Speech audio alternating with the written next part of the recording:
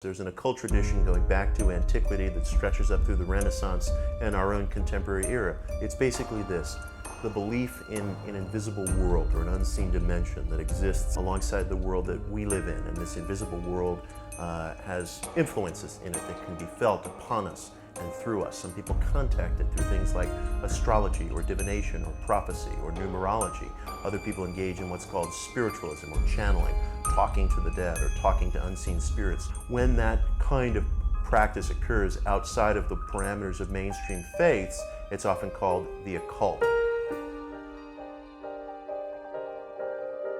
There is no structure more significant to the occult history of New York City than a place that was once called the Lamasery. It is a small, squat tenement building that stands at the corner of 8th Avenue and 47th Street. And in the 1870s, it was home to an occult salon where a Russian noblewoman named Madame Blavatsky and a retired Civil War colonel named Henry Olcott pulled together everyone in New York who was interested in the occult and esoteric spirituality. They were a favorite of the tabloid press. The New York Sun called Madame Blavatsky the mad heathen of 8th Avenue. Colonel Olcott, here in New York, held the first American cremation service at Masonic Hall on West 23rd Street in the year 1876. It's amazing, and we're quite fortunate that this building, the Lamasery, is still standing. Today it's a very ordinary budget hotel, but from its third floor in the late 1870s really emanated the revolution in alternative spirituality that traveled America and the world.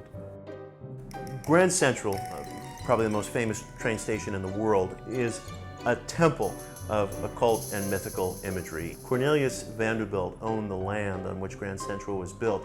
He was a committed spiritualist. He told a newspaper reporter in the year 1870 that if people wanted to find their way to fame and fortune as he had, they should do what he did: consult the spirits. When Grand Central Station was being erected on the land that he owned, his grandson, William K. Vanderbilt, who was deeply interested in the occult and mythology, helped personally supervise some of the imagery that was chosen, including the beautiful, really iconic statue of Mercury, which is one of the largest in the modern world. So you had this marriage of interests in spiritualism, theosophy, theology, new forms of architecture that were all placing their mark on Grand Central. And in many ways, the great indicator of that is the zodiac mural that characterizes the ceiling of the Grand Rotunda in Grand Central. It's the largest zodiac mural in the modern world.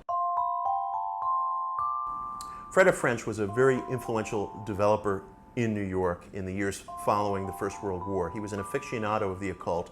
Anytime you're walking around New York City and you wonder, why are there so many gargoyles and zodiac images and mythical images and beasts dotting all the buildings in Midtown Manhattan? You can thank Fred F. French.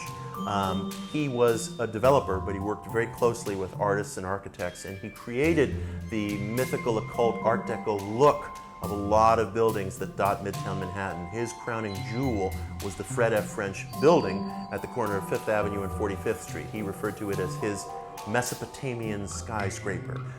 There was an architectural critic who once called it the only example of Assyrian revivalism in modern life. These people were tapped in.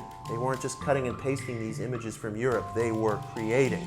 And French helped instigate a building boom throughout Midtown Manhattan that occurred after the construction of Grand Central. And all these images of Egyptian spirituality, Greek and Roman goddesses that characterize some of the more beautiful buildings in Midtown come from French and